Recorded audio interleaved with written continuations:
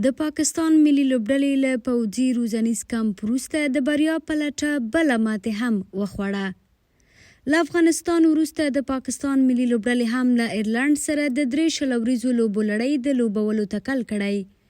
پاکستان د ایرلنډ په کوربتوب د دغه هیواد له لوبډلې سره په لومړنۍ 20 ورځې لوبه کې ماتې وخوړه. پاکستاني لوبډله په کاکل پوځي کمپ کې له روزنې وروسته دا دویمه لوبلړۍ او له کوره بهر لومړنۍ لوبلړۍ ده چې په ماتې یې پیلوي. پاکستاني لوبډلې په دغه لوبه کې ایرلنډ ته د 6 لوبغاړو په زیان 182 منډې هدف ورکړ. که څه هم هدف مناسب و خو پر وړاندې ساتنه او دفاع پاکستان ته ګرانه وه. د پاکستان لپاره لوبډل مشر بابر اعظم 50، سایم ایوب 45 او افتخار احمد 30 ډېرې منډې وکړې. د ایرلنډ د توپوهنې په پاڼۍ کې بیا ایرلنډي لوبغاړو د هدف د ترلاسه کولو لپاره ښه مبارزه وکړه، خو په ورته مهال پاکستاني مخکښو توپ اچوونکو چندان توپ اچونه ونه کړه.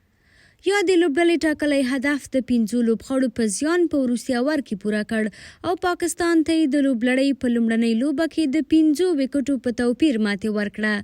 د ایرلنډ لپاره بیا انډریو بلبرني تر ټولو سترې 22 منډې، هری ټاکټر 14 او جورج راکرل 24 ډېرې منډې وکړې.